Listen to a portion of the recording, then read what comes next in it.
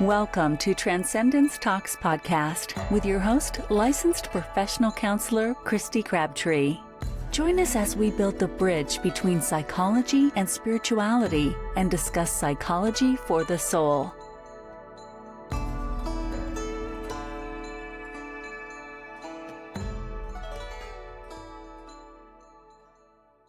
Hey everybody, welcome to another episode of Transcendence Talks podcast. Today I have a very special guest with us. This is Dr. Nicole Libby, and we met by complete synchronicity. Very quickly realized that we are kind of on this journey to heal the world in a very aligned way, have a lot of similar views on healing. So without further ado, welcome, Dr. Libby. Hello, Kristy. Thank you. Yeah, absolutely. So I guess I want to open today just by talking about something that I think really bridged what you and I do, which is ketamine. I don't know about you. I got into this space kind of recently, it's newer on the scene, but very quickly fell in love. And, when we met over lunch, I really admired your facilitation style and your knowledge about it. So if you'd like to start there, I'd love to hear more about, your facilitation with ketamine. Yeah, absolutely. So there's been a lot of talk about ketamine these last 18 months to 2 years. I would say it's really gotten a lot of spotlight attention. Mm-hmm. And first off, I do kind of have my opinions about that. I think it is very important to be well educated about ketamine, and there's a lot of fogginess within the conversations about what it is, what it's not, what it causes, what it can do. And to me, that all comes down to perspective, right? And that's what makes ketamine so unique, because it really is perspective-based medicine. It really is going to be used based on what how you're trained to use it. And so what I mean by that is, if you're an anesthesiologist and you're using ketamine going into surgery, you're going to have a completely different perspective of what ketamine is for and why it's used. Versus if you're a therapist, if you're, working with mental health, you're going to have a completely different perspective. If you're getting drugs off the street and, you're out and about and you're looking for ketamine on the street, you're going to have a completely different perspective of what ketamine is for and what it does, how it lands in your system. And so in my training, the way that I learned to work with ketamine is at a very, very low dose. And that is for the benefits mostly with mental health, mostly working with trauma, mostly working with people who have that testimony of I've tried everything, I've been through the ringer, I just can't, I'm just stuck. The SSRIs aren't working, the benzos aren't working, I've done the therapy, I've taken the herbs, I've done the breath work, but we could go on forever. And that's the population that I really found myself working with. And so the way that I use ketamine is at a very, very low dose. I do an IM injection, so intramuscular. And we typically schedule 4 to 6 sessions within the course of 3 weeks. That's been a very, very heavily researched model, especially when it comes to working with the mind, the body, the psyche, and then pairing that with the science of ketamine, which I'd also love to share and speak on a little bit. Absolutely. So, and I think that's what really attracted me to the work that you do in particular with ketamine, because, I've worked with psychiatrists locally here in Arizona, and where I start to feel disenchanted and where I even started, facilitating ketamine myself is because oftentimes I see clients get connected into a ketamine IM or IV drip and they're left there. And I've even sat in on sessions in psychiatrist's office where they're on their phone and they're just scrolling Instagram on ketamine. And I think there's, kind of when you talked about perspectives of different professionals, there seems to be this allopathic perspective that the medicine is the ketamine. And I know in my perspective, the medicine is consciousness and that expanded state. I'm really curious to hear your perspective on what is the mechanism of action from both that scientific perspective as well as that more, body, mind, holistic perspective. Yeah, absolutely. I mean, I think you just said it so well with that little bit of confusion of the medicine is the ketamine, which again, a lot of compassion for that concept, because ketamine has been around. It's always been legal. We've been studying it since the 70s, you know. So with that kind of old perception, that is true, right? Like ketamine can have a healing effect if you just give someone ketamine and walk away. It has that potential. Are we getting the most out of it? Are we working with the mind, body, and the spirit when we're doing that? Probably not necessarily. You know, there is this, the past of ketamine, how it was discovered was actually when it came to a couple doctors working in anesthesiology, putting people under for surgery, and people that were coming out of their surgery that did receive ketamine, they were having very positive experience. They were having, you know, spiritual experiences. They were maybe speaking with a parent that had passed away, or they really saw the reason why they were getting surgery in the first place, and they came out with a lot of gratitude and things like that. And so that's actually what was a proponent to ketamine being studied the way it is now. And so circling back to your question, the way that it actually works in the body, and different doses are going to have a slightly different effect, but the footnotes of it is ketamine binds to a receptor. It's called the NMDA receptor for short, and it blocks that receptor in the brain. Typically, that's where the neurotransmitter glutamate binds to. So imagine you have the ketamine molecule comes in, it's binding to the NMDA receptor in the brain. Now we have more glutamate available. The glutamate doesn't know where to bind. It's circulating in the body. Glutamate is so important. It's an excitatory neurotransmitter, particularly used for learning, focus, memory, cognition, mood. Anytime that we want to study something, learn a new skill, there's going to be glutamate activated in a healthy, balanced person. And then when those NMDA receptors are blocked, now you have more glutamate circling. And then another receptor called AMPA for short, that is what is kind of the coach of glutamate. It's a mediator.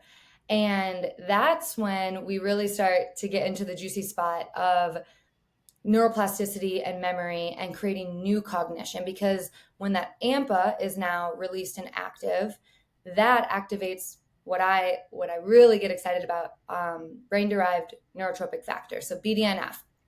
And BDNF is basically this molecule that just like wants to be activated. It's really active in children, like when we're young and we're learning and we're exploring and we don't have these solidified belief systems yet. The brain is super, you know, just wanting nutrients, really open, ready to learn. And as we get older, we start to, you know, the brain develops more and more. We start to solidify our thought patterns and our beliefs. And then on top of that, we have the concept of trauma, whether that's capital T trauma or little t trauma. We have things that happen in life that change the way that our brain makes sense of the world, sometimes suppresses things, can play a role, you know, in our immune system, our inflammatory response, all that stuff. So circling back to BDNF, when that's active, that's when we really are in the sweet spot for the prefrontal cortex and the hippocampus, which are the parts of the brain that are typically prone to atrophy when there's not enough activity going on. So whether that's because of depression, toxic overload, dementia, we could go on and on. Whenever those parts of the brain is like turned down, it's going to be more prone to atrophy. And when we use the ketamine, it's actually one of the only things that's legal right now that we can very responsibly say activates BDNF, along with actually a couple medications for Alzheimer's. Wow. Very similar pathways. And when that BDNF factor is activated, I like to think of it as the fertilizer for our neuronal pathways. It's what nourishes the brain so that it can create new pathways, so that it can actually stimulate neurogenesis. And there's really nothing, you know, there's actually, I take that back. There's a couple natural things that can do that, like green tea, curcumin. You know, but like we need really, really high doses to like actually reinvent new pathways in the brain. And so that's just a little bit of the footnotes of the science of what it's doing in the brain at those clinical doses. Okay, so that's amazing. I mean, I get so excited talking about this stuff because, you know, for me, and my clients, I know what outcomes are possible when you can activate that much BDNF in a system. But our listeners may not know what does that mean for them, right? What can they expect, and how does that translate to the treatment of trauma? Yeah. Oh, that's such a good question. I want to start with mentioning a therapy that you're very familiar with, internal family system. Schwartz, you can look him up. He's on podcasts. He has an amazing website, all sorts of things if you want to learn more about that. He has found, he's the guy that like developed parts work essentially. And he never worked with psychedelics. He never really worked with this world, let alone ketamine. And I want, like, in the last decade or so, he's really gotten involved with the mechanism of action of ketamine. And he has actually found that ketamine, in part with everything that I just mentioned about the neurotransmitters and the receptors and BDNF factor and all of that, gives the patient the ability to tap into different parts of them, the same way that the therapy can. With ketamine, though, it's quick, it's direct, and he really is confident that the ketamine, one of the main reasons that it works so well is because in his language, in internal family system language, it gives the client, the patient, access to the capital S self. So some people call it the higher self, the true self. We have lots of different names for that. Dick. Schwartz, I love his work so much, and I usually refer to it as capital S self too. And when you are in that state, you know it. Whoa, this is me. I can see all these parts of me. I can see how they all play a role in who I am. But it usually, by about that third or fourth session, the client gets a really, really good sense of who that capital self is, and capital S self. And that's what gives the client the ability to do like what he would refer to as parts work. Yeah. And, maybe in mental health, in my work as a naturopathic doctor, more the inner child work, the childhood. I like to work a lot with ACE scores as well, so adverse childhood events. It kind of unlocks these different boxes that throughout our life things happen, and whether we're 7 years old or 15 or 40, it doesn't really matter. We're pretty wired as humans to take an adverse event, put it in a box, and put it on a shelf somewhere inside of us. And sometimes in life we say, okay, it's time to look at that. I'm ready to go and look at this, car accident that I was in, or the divorce that I witnessed, or the time that I saw my dog get hit by a car. Like, it could be anything. Absolutely. That, I always like to remind my clients, that's not a shameful thing. Like, that's your body protecting you. We can only absorb and digest so much as humans. Mm-hmm. And when we're in a place to be able to go inward and look, maybe walk into this closet, to give you a visual, and see these boxes, it gives you the ability to literally choose a box that you want to take off the shelf and open up. Yes. And that's what's so cool. That's what makes ketamine so different from other psychedelics, from other therapies, from other modalities. When you're in that driver's seat, that capital S self, you have the autonomy to push yourself as far as you want, to look at what you want, to say yes, to say no, to go as deep as you want, and to stay as surface level as you want. And I think that that's one of the most unique and beautiful parts of ketamine, because the healing journey in itself, no one's going to come in and do it for you. No. And I watched the patient develop so much trust with themselves, so much understanding about the lineage of their life and the things that has happened or that they've been through or that they witnessed. And that, I think, is the most powerful part of the whole entire experience. That's something that they're going to take with them forever. That's something that shifts you on a cellular level, is having that autonomy and really, really being able to trust yourself. Hey, like, I got this, alongside of the guidance, that we can offer as facilitators. Oh my gosh, absolutely. I want to echo some of those statements because I literally couldn't agree more. I mean, I do psychotherapy with clients on and off of ketamine through an IFS lens. Yeah. And self energy, like you said, that is literally the mechanism of action to healing. And what the ketamine does is it heightens our access to self energy in that expanded state of consciousness.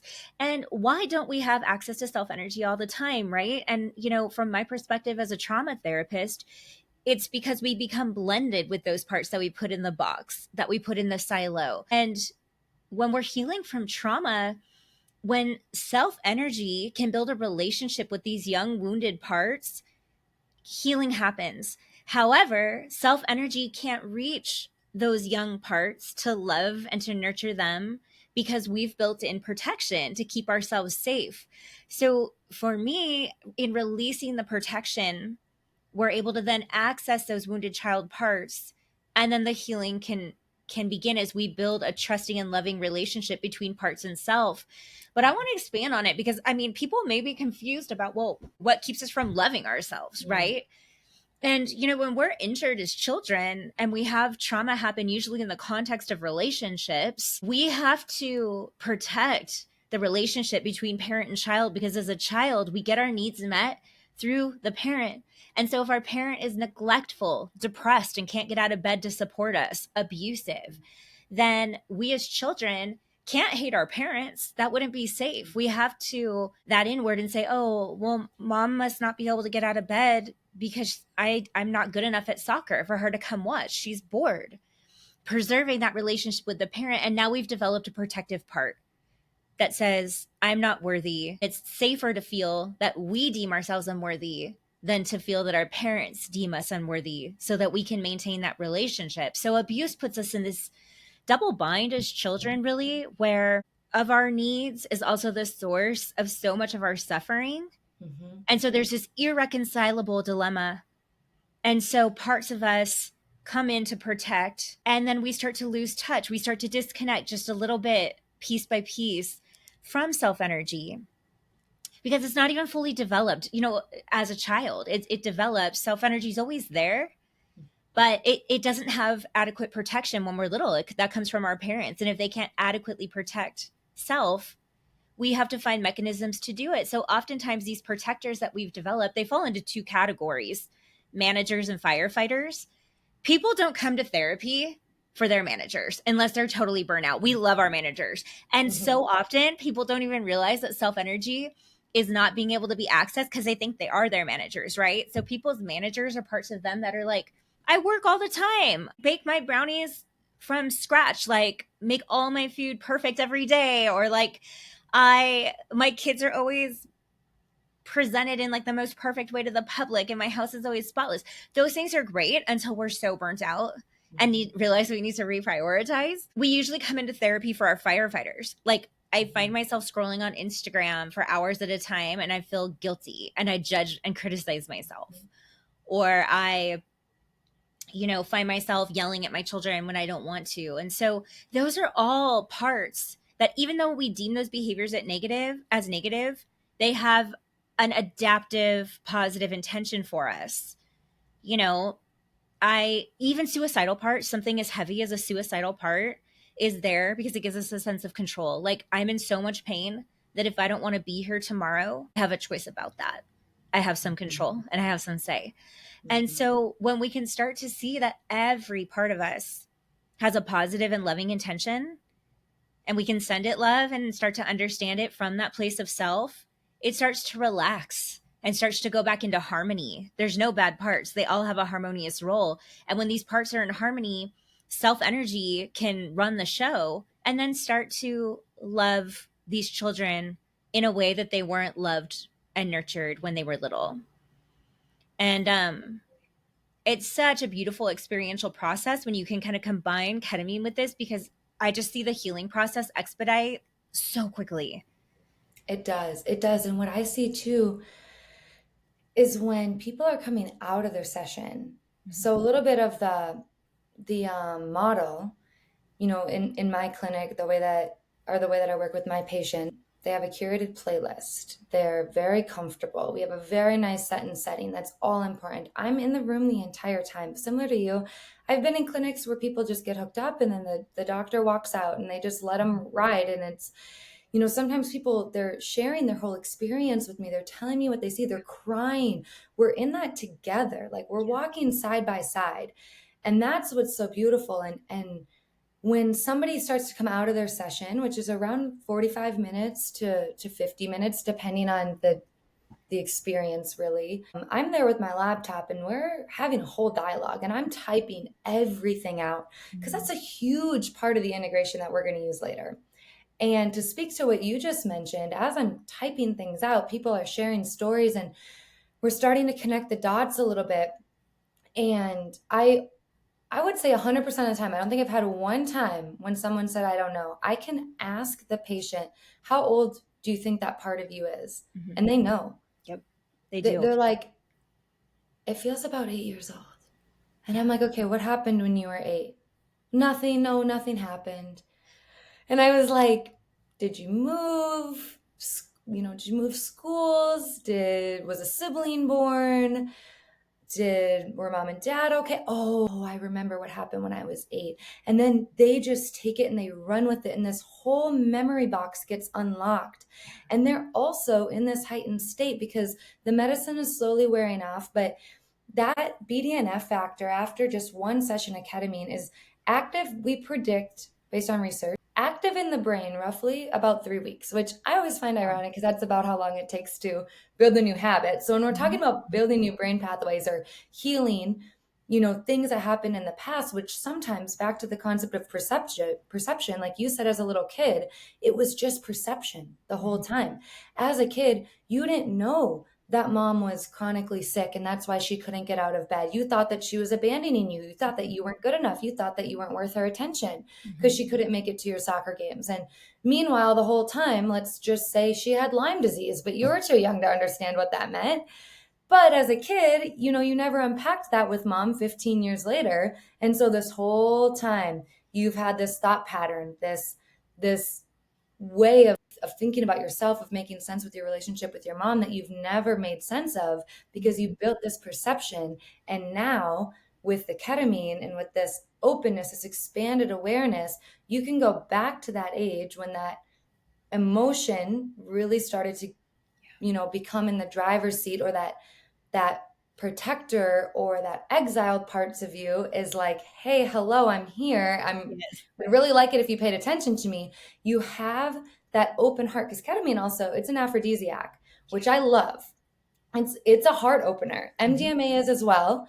But to be able to have the heart open while having this increased awareness and actually working with the brain in the way that the ketamine is a really, really powerful experience because you're just in this unlocked state where, like what you were mentioning, you can make sense of these things. You have compassion.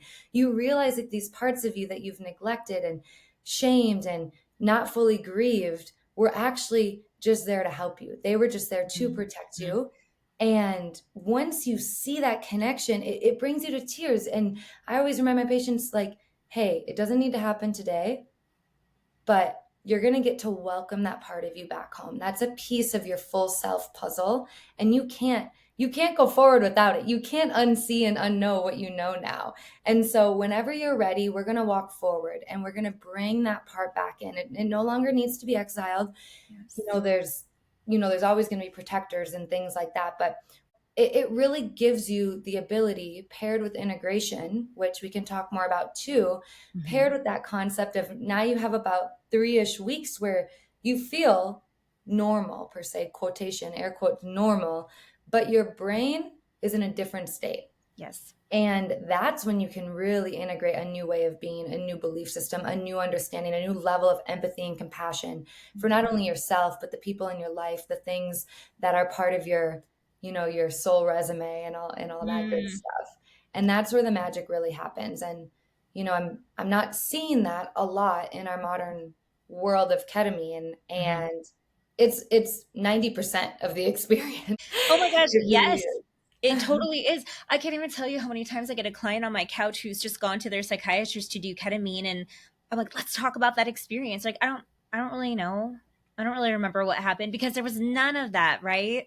Yeah. None of that. So this work is so critical. And I want to go back to something that you said, because when you're taking advantage of that, kind of 21-day period, that integration cycle. Well, I guess there's really two things here. So I want to end with that one. So the first one really is during ketamine, there's a different, you talked about the heart being open. Notice when I do IFS with my clients without ketamine, we can really spend a lot of time on a protector, and we never go to an exile or to a wounded child part before we get permission from a protector. Consent is critical. Respecting where the client's at is critical, and honoring their process. So we never move forward, and it can take a long time when people have had a lifetime of complex trauma.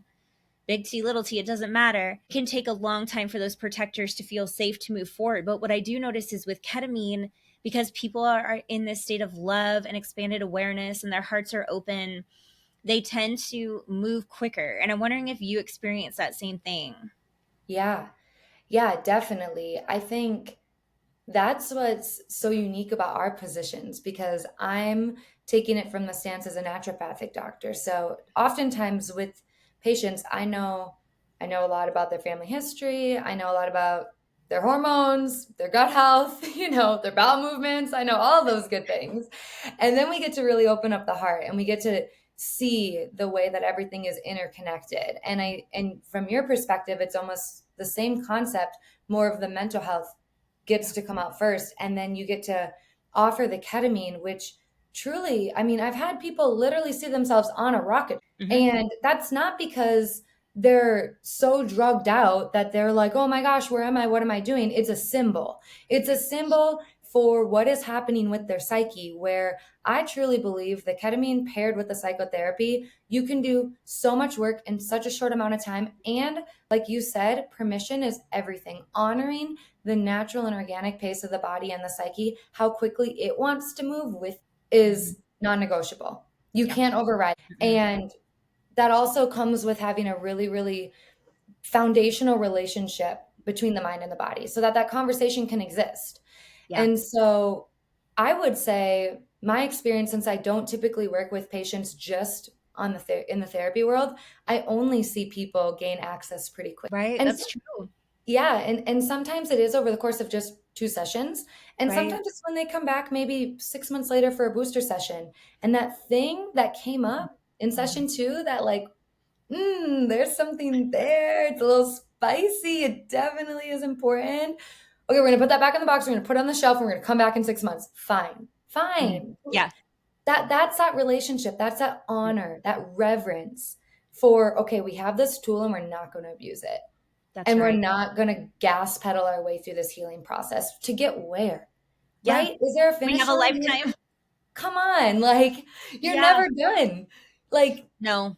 It's really, then we get to expand also. Okay, so now we're in our body. Now we're in our mind and our soul. And let's expand it. Let's look at our environment, right? Like sometimes when we do like too much at once, we look around us and we're like, I'm not equipped for this. I'm not ready. I just have all these visions about, moving to Fiji and starting a yoga retreat. And I'm looking at my bank account, like, how the heck is that going to happen? Like sometimes we actually have to let the integration be so much bigger than ourselves, where we begin to integrate with life, and we begin to recalibrate with the environment around us to become in alignment, not only with our body, mind, and soul, but with the food that we're eating, with the bedtime routine that we have, with the people that we're surrounded with the job that we're going, where our family is at, where our friends are at, whatever it is that, we care about, the things outside of ourselves that matter.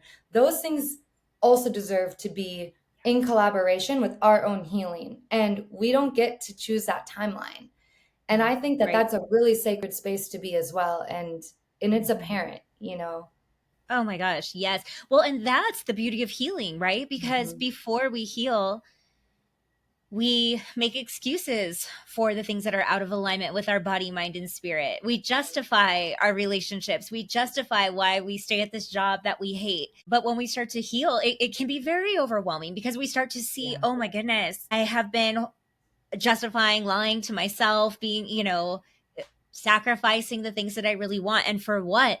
And so you're right, the integration can be overwhelming when you start to have all these awarenesses at one time. So there's this sacred process, and we go at the pace that the individual is ready for, and that's it. And so I'm so glad that you brought that aspect up, because I think what you just named, that's spirituality, right? I mean, spirituality in a nutshell is letting go of the things that don't serve us. It's realizing what's real for me, what's been a lie, what are just old scripts and narratives that I've picked up over time that have kept me safe. And how do I move into these waters of uncertainty, learn to navigate them to find more joy, right? Exactly. And I mean, you Yeah. hit the nail on the head with the concept of it being overwhelming. And I would love to speak on that as well. That while we're both so passionate about working with ketamine and we see these amazing results, and, healing can definitely be whatever, it doesn't even need to be called healing, healing, like alignment, harmony, whatever it is, Mhm. like that can all happen. And I think in any scenario, once you open up Pandora's box, like you can't go back. And I think that there's a misconception around these modalities because a lot of them are coming to light, whether we've been using them forever, whether they're, a little bit newer on the radar, or whether they're from Europe and they've been secret forever, how long, and we're finally getting access to them. I don't care what it is. There's this concept, there's this belief system that I think we're all still deeply conditioned by, and that's like the fast track pill. And whether you want to blame Big Pharma or you want to blame, the environment of America, like I don't have. We all inherently want it to be quick, and we just want it to like happen. We just want to find. Yep. And I think no matter what direction you're going, whatever resonates for you, no matter what, if you are trying to just fast gas your way through it, it's not going to be pretty. No. And that's something that I don't think is talked about enough, is going into that underworld, is having that. Once you kind of have that new lens and you can't unsee it, there's no more to say. You literally can't unsee it. Yes. Thank you for bringing this up, because I can't tell you how many times I've had people call and say, I've been trying therapy for years. I just need something to fix this so I can move on. And it's like, oh, whoa, whoa, whoa. Actually, this is an endeavor, like you said, that requires reverence. And this is a journey. It's a commitment to yourself, and it's a commitment to bravery, really. It takes a brave soul to say, I'm essentially going to look at myself naked, if you will, emotionally, stand before this and try to be friends with it, even if I don't like what I see. So when we say open Pandora's box, when we say, we're going to look at these things, go into the underworld, let's talk about what that means. What is this journey? Yeah, I mean, I think for everyone, it's going to be different. I do think that there's a big trend right now. The way that I kind of explain it is like the up and out trend. Yeah. We just want to go up and we want to go out. We want to expand, we want to grow, and we want to do it because we're essentially leaving our body, whether that's breath work or the Instagram world, the influencer world. And don't get me wrong, all of those things have two sides to the coin. Breathwork can also bring you deep and in. Psychedelics can bring you deep and in. Don't get me wrong. But that's where, if you don't have a handle on that capital S self, who's in the driver's seat, typically you're going to want to go up and out. And understandably, because the blissful experience, that's what it is. Why would we not want to work from that dimension all of the time? So when you say up and out, we're talking about from the heart chakra up, and we're ignoring, we're bypassing these lower energy centers, which tend to be, and don't get me wrong, a lot of trauma tends to be stored in the heart, in the throat, and lower. But it's also very easy. I think ketamine's one of those medicines where it's easy to kind of see, oh yeah, there's some stuff here, and I'm going to bypass it and go up and out, that tend to be stored in the lower energy centers of the body. So, and I mean, I think we all go through that phase where we realize that's a possibility and it's fun.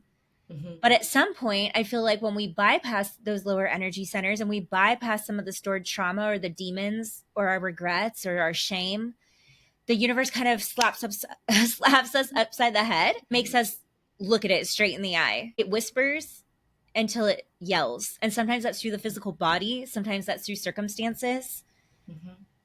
Absolutely. I mean, I have so many patients. if we get to the point where we can be radically honest with each other, when we get into the glandular state of pathology of medicine, so you mentioned the thyroid, we can, the root chakra, reproductive. Mm. I would say almost at least all my thyroid patients, for the most part, I can say, when did that start? When were you diagnosed with? Oh, 8 years ago. Oh, what happened 8 years ago? I was in this really abusive relationship. Mm-hmm. And I really, really wanted to get out of it, but I was told that X, Y, and Z would happen if I left. Mm-hmm. So what they do, they shut that down. Right. And over time, all these other things could possibly happen to compound. But that's one example. I hear that story all the time. And so that trauma, that whatever story that is, it doesn't always need a big, like red flag moment in life. Sometimes it's this thing that we just get to get curious about. And I think that that's a really powerful world when we're talking about, quote, the underworld. Mm-hmm. And that concept could mean a lot of different things to different people at different times in life. But that concept of being is imperative. And so when we're talking about the underworld, well then, okay, so that's what you're in this toxic relationship and this happened and then this shut down. And then what did that, now going forward, you felt like you couldn't speak up when you wanted to leave, or when something felt off, you shut down that intuition. You felt embarrassed or like you weren't going to be heard. And then that translates into all these different ways of being that takes you a little bit farther away from that capital S self. And suddenly, like what you can speak so well to, all the different parts and protectors show up. And so when we talk about going into, quote, the underworld, it could be something as simple as opening up that box, and then that leads to one thing and another and another. And it can get really, and when we talk about staying curious, something I really like to work with are belief systems and conditioning. And not that every single person grew up in a super religious household and they were told this and that, and they were so conditioned. No, we're talking about like really basic things. Sometimes it's a food, I did a lot of deconditioning after college. I ran cross country and track in college, and over the course of those couple years and growing up playing sports my whole life as a female, there was so much conditioning around food and calories and your physique. And all of a sudden you get out of that and you're like, oh my gosh, I had no idea that this is what I did when I ate ice cream. I had no idea that this is the way that I like cut my food, because I was subconsciously always thinking, about whatever it is that might be there. And actually speaking about even like disordered eating, ketamine is so powerful for that. OCD tendencies. It's not just treatment-resistant depression. And that's because it can help unlock all these different pathways and belief systems. And so sometimes going into that underworld, staying curious, asking those questions is most of the time that's what it's all about. Most of the time it's about going there first, so that when you start to go up and out, you know what you're doing. Like you're doing that in a responsible reverence, way. Yes. And I mean, you're right. The underworld doesn't even have to be dark and scary. Sometimes it's just things that we're so unaware of because they've been so normalized and they've been patterns throughout childhood. And, I had a vision about healing recently that brought me so much clarity. And I got this vision of river. And that river represents our nervous systems, our central nervous systems. And it goes through all the chakras, right? It goes through from the top of our head all the way down through our root. And as traumas, or I don't even want to call them traumas, because I think when people hear trauma, they think of something really big, but maybe even just little moments of misalignment, moments of a little bump, right? A little rub with people that we love, misunderstanding, misattunement. I guess we'll call them misattunement. So in moments of misattunements, it's almost like a little rock gets put there. So, maybe you come home from work and you look at your husband, you're like, hey, I missed you. How are you? And you go to give him a hug and he's had a bad day and he's just like, I'm fine. And you're like, whoa, what was that? Right. And so like maybe a little river rock gets placed on your heart, where the next day you come home and you're like, ooh, like, I'm not going to greet him with so much passion because I don't want to get rejected again. Right. And maybe that feels really big because you were often met like that in your childhood when you came home excited, and your parents were really stressed because they were going through a divorce and they just couldn't meet you in that excitement. So these river rocks start to build. And what I was shown is where these little areas of constriction, these river rocks build and build and build in our flow, that's the protection. And what happens is we start to attract in more and more and more of those experiences, because even the darkness wants us to heal. And the darkness that we attract, or that we perceive really in the outside world, is nothing but a reflection of our internal state of being and awareness.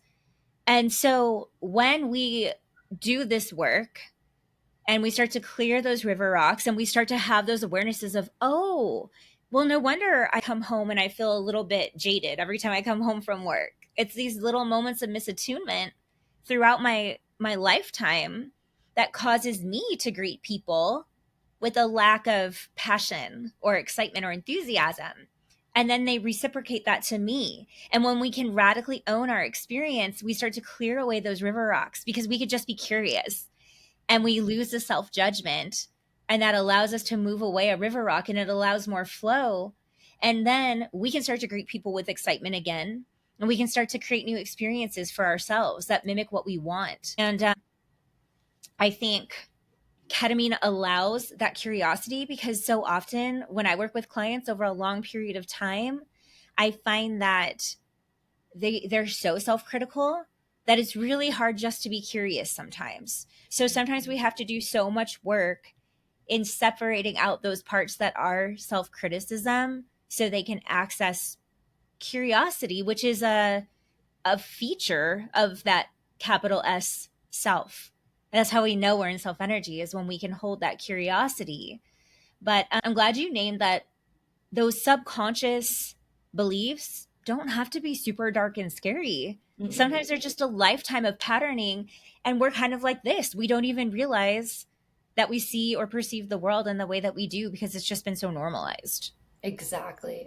I love that visual of the river and the river rocks. And like what you said, it can be the littlest thing.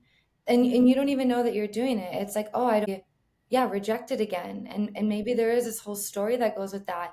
And I think with ketamine, with a lot of different modalities, it gives you that ability to recognize when you're about to repeat a pattern that is no longer serving, that you are ready to outgrow. And something I always remind my patients of is be prepared. We just unlocked a lot. And you better believe when you go back into the world in about 30 minutes, you're going to probably almost immediately be tested. Yeah. You're going to go to the grocery store and you're going to see things, or you're going to go home and that thing that your husband or your wife or your kid has been doing for 10 years is going to strike differently. And you're going to have this choice of how you're going to respond. And if you want to repattern that habit and that way of reacting or not. Yep. And I see that happen almost 10 times. Like, yeah. And my patients, we have an integration session 2 days later, and they're like, oh, it's been really hard because this is bothering me and this. And I'm like, well, those things have always been there. But now you're aware of that pattern. You're aware of that conditioning, and it's time to outgrow that. Yeah. And there's a responsible way to do that. And I think that part of it is honoring those parts that protected you to get you to where you are, versus just like shaming them and being like, I'm outgrowing this. I'm not doing that anymore. I'm running away from home. Like, well, then we're just going to repeat the whole thing all over again. Like, no, we're not running away from home. Stay home. and really work with that integration of, quote, those darker parts. And that does lead me to a concept that I have contemplated, I think almost my whole life, is the concept of darkness, right? And you mentioned the darkness outside of us is usually a reflection of whatever is going on inside, and it's there. And I want a new word for that, because I think that there's not a clear definition of what we're talking about when we say the darkness. Because when we do like zoom out on a global scale, or even a community scale or a home scale, there's some awful things that happen. And there's some things that are very unjust. And there are some things that people are fighting to change of love, and in the name of sovereignty, and in the name. And, you know, you can just look back on history, the people who made different movements and put their feet down for things that were unjust and that were inhumane, it did revolutionize change. And, you know, we're seeing so many examples of unjust things, inhumane things, people's freedom being taken away right now in so many areas of the world. And so there gets to be some discernment, like darkness Yes. and darkness. Yeah, well, You know, and because then there's a difference between that and the mirroring that happens with us and our colleagues and our kids and the cashier at the yeah. and it's fascinating, and I love your thoughts on that. You know, you get to work so deep with people's psyches and in the mental health world as a therapist. It's like a lot of things really are a mirror, and there's so much to learn from that. And then there's like the zoomed out of like, okay, and then there's some real There is, you know, the evil's real, right? I definitely don't, I'm not under any amount of delusion that it's not real. But here's my curiosity about that. And I'm curious to have this conversation with you because what I see is the zoomed out, the global evil is still a mirror of generations of disempowerment, vying for control, wanting other people to have lack, scarcity, holding them down through systems that are abusive. And we have so many abusive systems that are still alive and well. And that is so real. And I'm not going to pretend to understand it, right? Like that would be dishonest. I don't, you know? Yeah, I mean, you're not the world's therapist. You're not doing internal family systems therapy for global.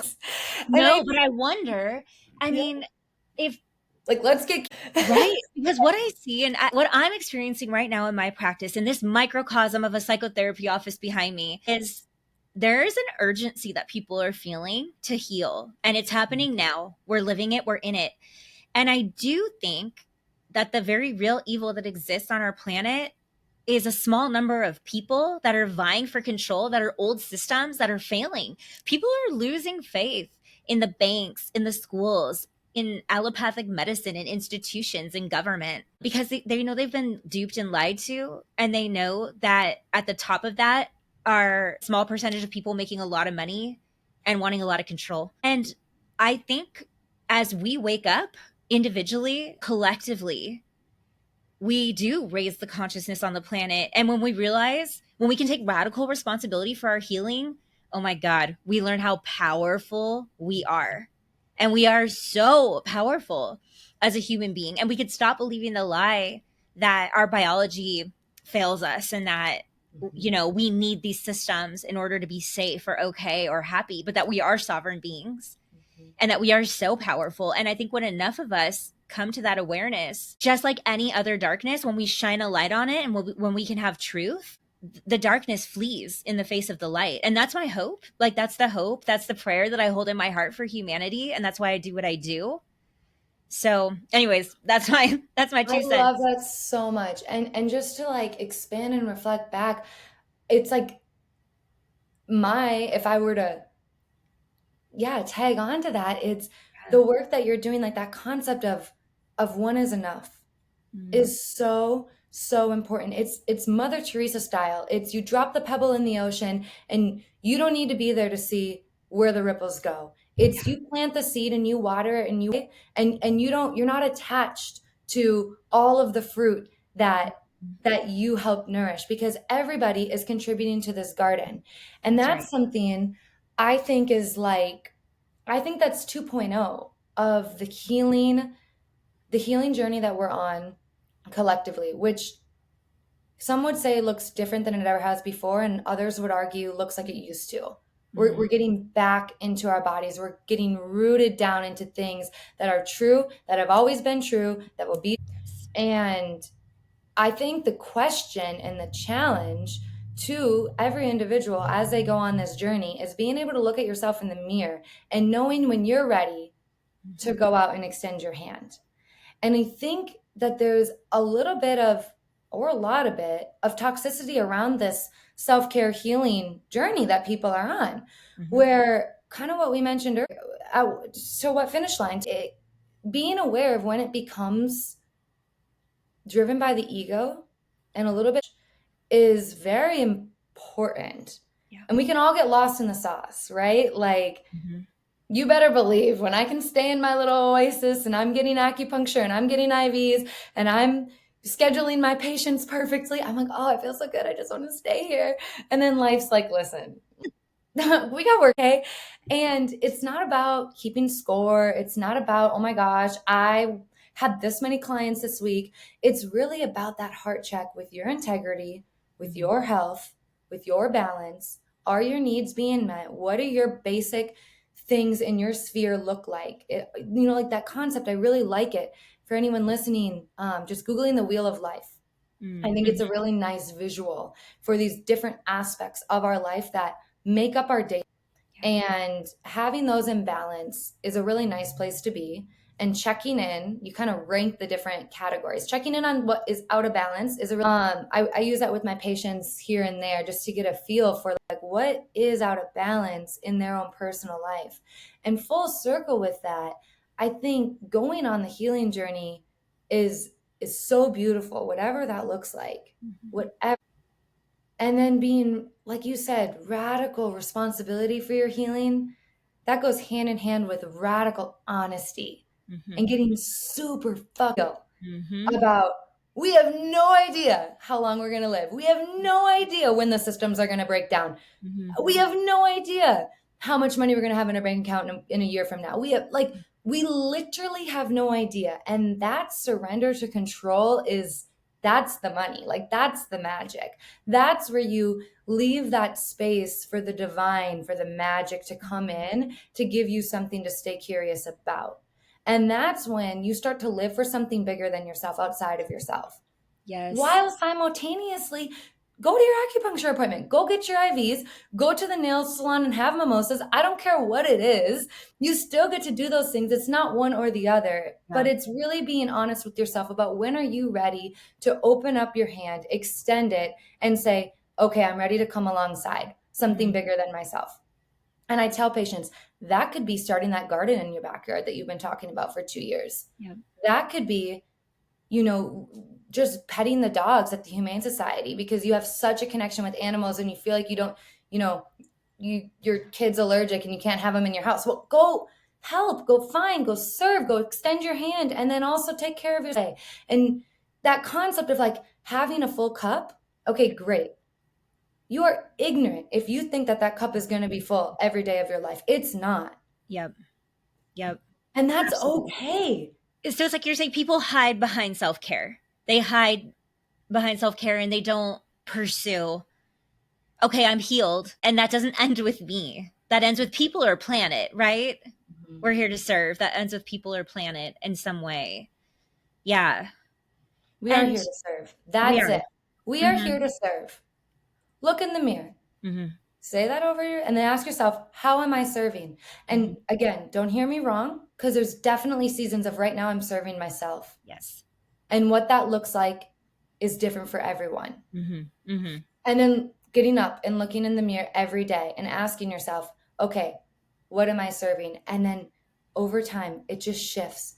And suddenly it's like, I'm serving myself and with. I find personally, when you're in alignment with, because now we're talking about purpose. Why were we put on this planet, right? And when we're healed and when we're in alignment, that seems to come very naturally because there's a new level of passion that's kind of put on our heart. There's a new vision that comes alive. And sometimes it's like it's always been there, but it was just shrouded and kind of covered, or maybe it just felt out of reach.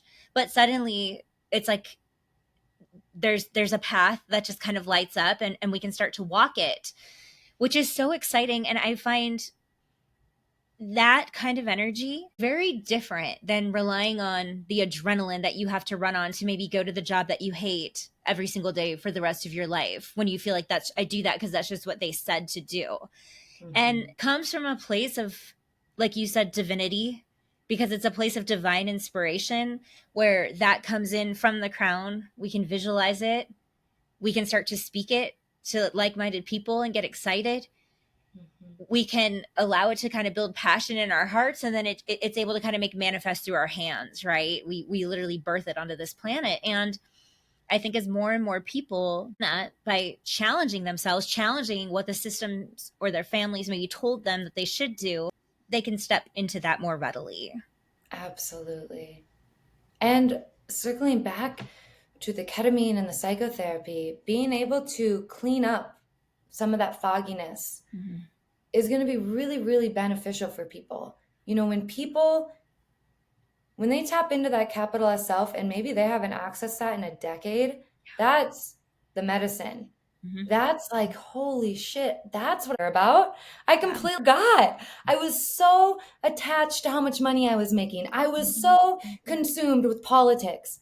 I completely forgot that I cared about that. And I even have that on my bio. Like at the end, what I'm like, and I want to help you remember what you give a damn about. Yeah. You know, like you know, if everyone remembered or chose what they gave a damn about, the world would be. Yes. Wayne Dyer had a quote. He had a couple that I really liked. One was, "Don't die with your music still in you." Oh, yeah. And he said that passion that's placed on your heart, it is remembered. It's not something that you find. It's something that you remember after you uncover all the crap that made you forget who you were in the first place. Because we're born knowing. We just have to remember. Absolutely. For And some then of that recalibration outside of you just starts to happen. it When does. you meet that random person, you know, at the mall, and that person hands you a business card. And I mean, that even kind of happened the way that you and I met. That's how we met. Yeah, I mean, yeah. Do you mind if I share that story? No, absolutely. The way that works, I was in medical school a few years ago, and I'm getting off of a late night shift, and I go to Costco, and I've got like fruit, veggies, and like 3 bottles of cart. I was like, why am I even at Costco? I was like delusional. I'm like exhausted.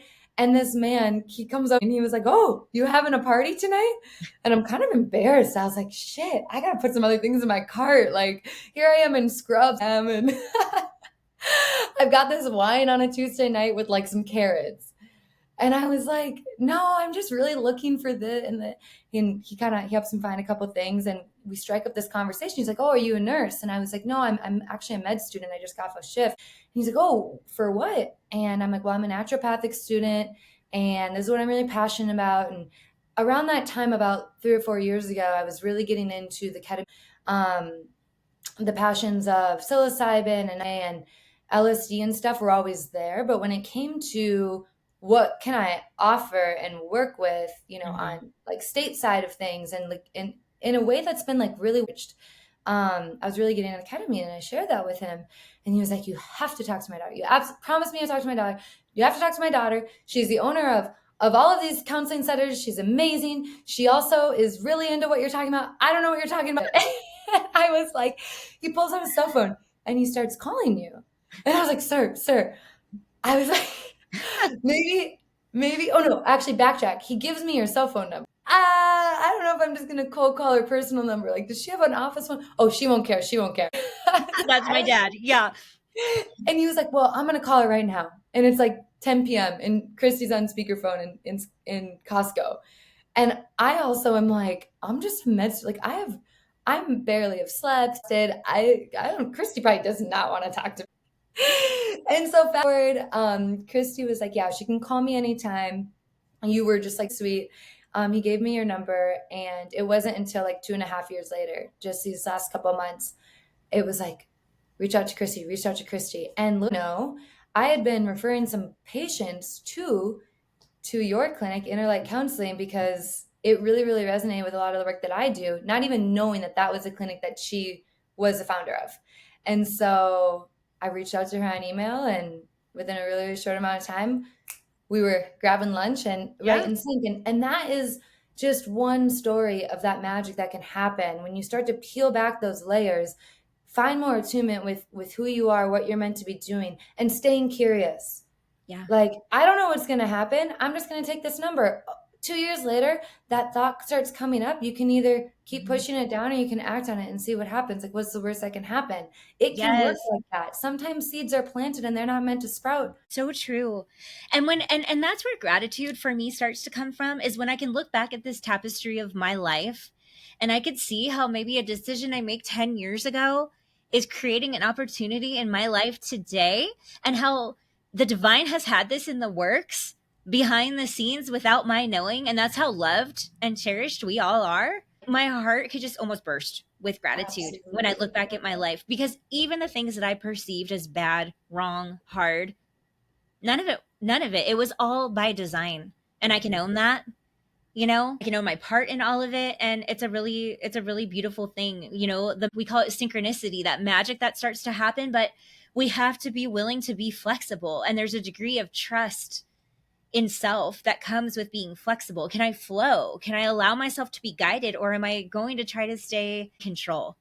And if I have to control, which is protection, that's what protection looks like. You used the word surrender earlier, and I kind of swooned on the inside, because I was just like, really, healing is just an act of surrender. Our magic is inside of us, and when we surrender control, when we surrender the protection and we put the armor down, we remember who we are. And that's all. It's so incredibly hard, and it's so incredibly simple. Over and over and over again. It's not a one-time decision, because life is going to keep happening and we're going to put those walls back up and we're going to cocoon, or we're going to be faced with something really hard and we're going to be like, okay, like, God, I was really surrendered and I did really trust you, and now I'm like, what the fuck is going on? I'm not sure. No, and that's where the magic really happens, is can you step into it again a little deeper, a little farther, a little bit more expanded? And I think full circle moment, that's where the tools like ketamine can be so helpful, because not only are we developing trust in the divine, but we're developing that trust with ourselves to say, okay, I surrender, not only from an internal space, but like from an inside out living, and also trusting everything outward is there to take care of us, there to help us, that we are so held. Like, we are children of God. We are children of this earth. We are so care of. And as kids, we actually do come into the world. My belief is knowing that. Yeah. We don't mention that.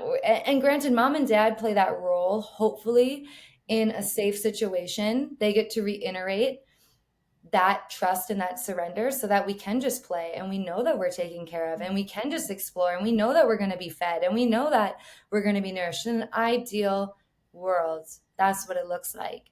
And when that gets tainted for whatever reason at whatever time, we get called into that, what we've been talking about this entire time, getting to know ourselves, remember who we are. And we get called forth to be our own parent. And we get called forth to believe and trust in something outside of ourselves and beyond our parents. Mm-hmm. So whether that's energetic, whether that's nature, whether that's your prayer, whether it's, all of it, that's where that magic can really, really unfold. The more that we step into the surrender and trust, the more that confirmation happens outside of us, and it can get deeper and juicier and brighter and more aligned and more integrous. And then we look back in the rearview mirror and we're like, oh yeah, that's what it's all about. I have goosebumps. It's so true.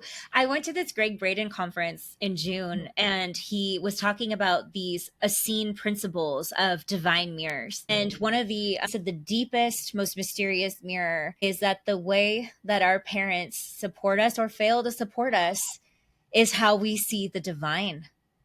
And I was just like, oh my goodness, right? Because for some, you're right. In a perfect world, our parents love and nurture us the way that this planet does and that God does.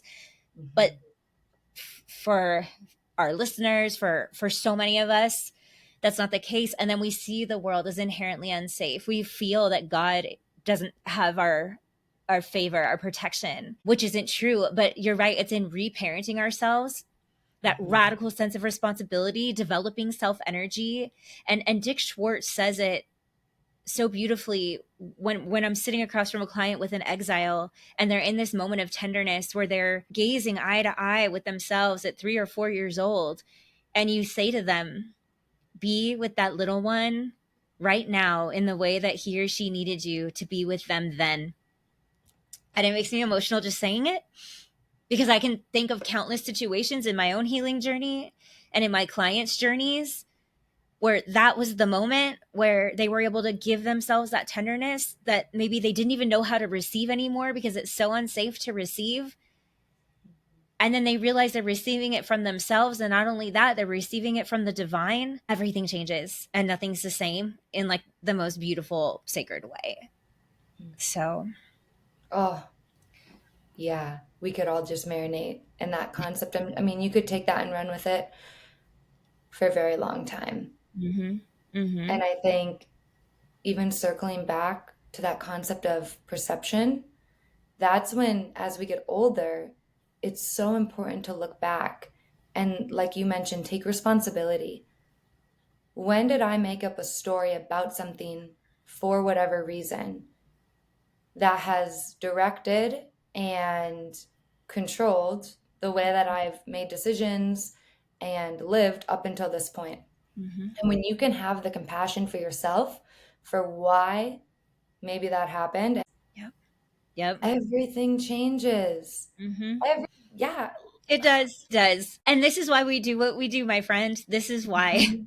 100%. And truly, our parents are just kids too. They don't get enough for.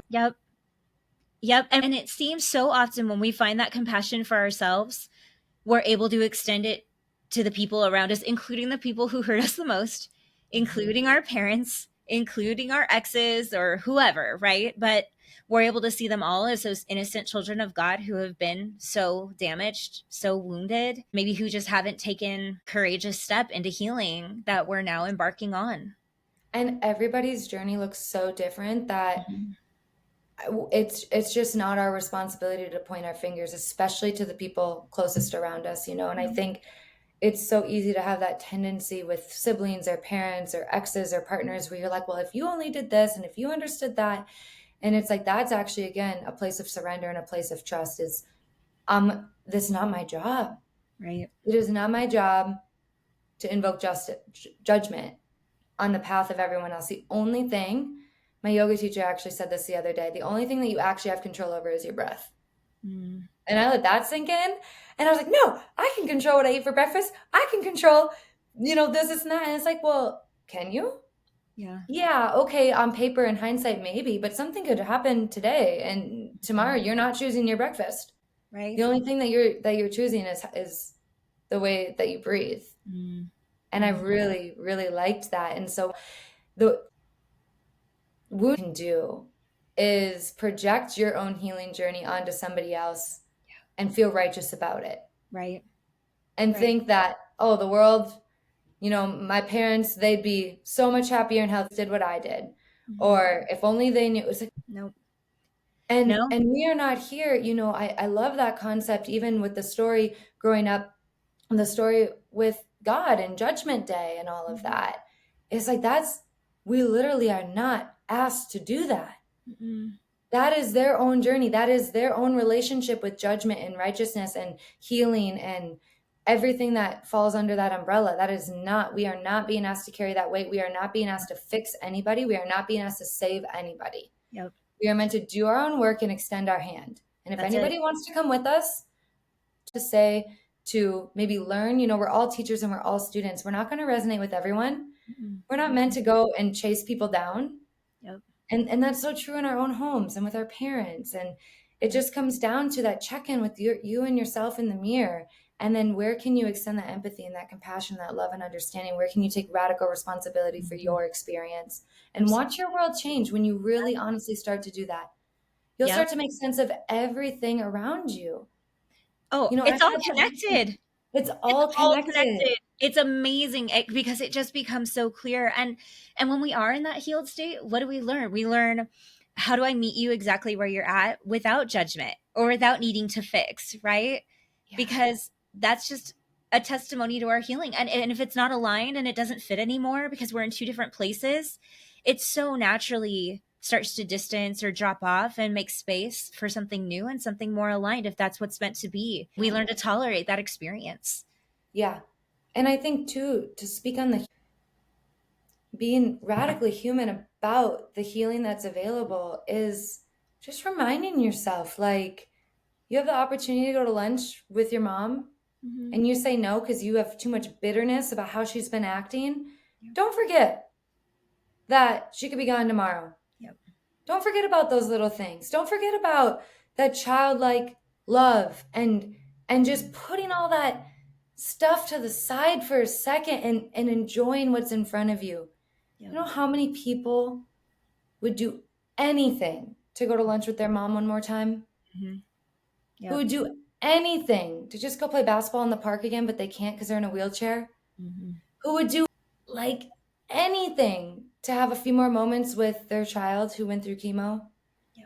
So we can get so wrapped up in the healing and am I there yet? And I'm doing all this work and now I'm putting up boundaries and now that doesn't resonate with me. And granted, don't get me wrong, I use those terms too. Yep. But let's be light with it. Like, let's be playful. Let's hold on loosely. And remember that we really are all just here loosely. We have no idea. Of course, Landmarks talks about this. We're meaning-making machines, right? So whatever context that is, whether it's through medicine, whether it's through therapy, whether it's through spirituality and healing, whether it's through Christianity, whether it's through yoga, gardening, nutrition, we all want to make meaning of things. Yeah. And at some point, I think it's so important to at least daily just turn on the music, put your feet on the ground, dance with your partner, hug your pet a little longer, call your mom because you've been hearing her in your head for 2 days, 3 days, 10 days. And you know what? Maybe it is a superficial conversation. And maybe those don't fill you up or light you up, or maybe you get triggered. Well, fucking figure out why you get triggered and learn from it. And then call your mom. You're going to deeply regret it if you don't. Yes, absolutely. All of that stuff that you've been working on for a decade is going to go out the window. Yep. When your life gets flipped upside down. And the real lesson, truly, is learning how to be here in your body, be grounded in the human experience. And the second that you start leaving that, looking for the next meditation and the next breath work and the next plant medicine that you can sit with, you're missing the whole point. Yes. The whole point is the temporariness of this life. The whole point is that we live on a planet that we can grow food to nourish ourselves. The whole point is that we have animals that love us. The whole point is that we can, go to a friend's house and sit in community and just talk about whatever we want to talk about. Soak that up. What a beautiful message. What was that? What a beautiful message, right? Just revel in the simplicity. Be grateful. Just live and more, make the right? mundane magic. It doesn't always need to be this breakthrough experience. Yeah. It doesn't always need to be checking how much she done today. Oh no, I can't miss this class. Like, that's all great. Yeah. That's all. The fact that we even have access to those modalities is such a blessing. The fact that we have teachers and mentors and people who want to share the things that they've studied their whole life in the name of healing, in the name of sovereignty, in the name of vitality is such an insane blessing. Yeah. And so is being able to call your mom on your cell phone. Yeah. There's not absolutely. Oh my gosh. Thank you for this conversation today. I feel like, oh my gosh, we probably need to follow up with a few more conversations, because let me just tell you, I want to talk to you about your perspective on other mental health issues like women's health, hormones, ADD, fertility, all that. Yeah, I'd love to get sciencey. I'd love to get more on the naturopathic side of some of these, real imbalances and struggles that people are going through that I have the privilege of getting to work with super up closely. And I think a part 2 is definitely going to be beautiful, because it's really laid the stage for, I think, the root, the seed, the nucleus of a lot of these other things. Okay, I love this. We will definitely have to follow up, because I know for me, I can only take my clients so far. Their hormones are unbalanced, if they're, vitamin D deficient, so many things, right? That are out of the scope of what I do, that I need your help with. And so I know we can make beautiful music together and we can talk about these things. But before we end this conversation today, where can our listeners find you? How can they work with you? So they can work with me. I work at an amazing clinic in Tempe, Arizona. It's called Applied Wisdom Health Institute. awhealthinstitute.org, and calling the office. Brandy, she's our homegirl. She's our front office woman, and she is basically superwoman. She can put you in touch with me. I offer free clarity calls, which run about 20 minutes long or so, just for people to get to know me, ask questions, a lot of logistical stuff, get a good idea. And I also do see patients via telemed. And so on Zoom and all that good stuff. And for right now, ketamine is in office only. So we have had people travel. I work under the scope of about 2 to 3 weeks. There's integration in between every session. So we spend a lot of time together. My ketamine isn't huge for that reason. So it's very, very intimate. It's always in person. We're alongside each other. And typically before that, we have a consult. And then the other side of my scope is working as a primary care provider, and take you through whatever journey you might be on, GI, hormones, fertility, autoimmune, all that good stuff. And everything is connected. Everything is holistic. I also love that I work next to some of my best friends and colleagues. And so we really do all work as a team, which is such a blessing. And yeah, if you're in the area, you can always come into the clinic. And if not, feel free just to call and we can get a clarity call in the books and get to meet. Can you see people outside of the state of Arizona via telehealth, or is it just in-state patients? So that's a really good question. It kind of depends what their situation is. And so in Arizona, with Arizona patients, we can work as a PCP. Okay. If somebody wants to come alongside and have naturopathic supportive care online, so far, that is still relevant. That was something that changed in the COVID era, as far as being able to establish care online. Thus far, that hasn't changed back. Okay. Though we do our due diligence when it comes to annual labs. We have the ability to manage meds for in-state stuff and everything like that. That's like where my DEA stuff. But if you wanted support with your thyroid naturopathically, there's no reason why we can't assign that route. That could look like requesting record, I guess, logistical picture of what's going on. But yeah, for the most part, I definitely have out-of-state patients, and it's really best if they can come in and see us, because we really like to do a lot of hands-on work, and a big part of naturopathic care is hands-on. But of course, when it comes to some of these other journeys, like things that I work closely with, PMS, fertility, menopause, perimenopause, hormones, and all that, we work together. And I'm happy to jump on the phone with other doctors in other states and just kind of get on the same page with care. And beautiful. All right. Well, thank you so much. This was such an amazing conversation, and I know we're going to be talking again soon. Absolutely. Thank you so much. All right. Bye.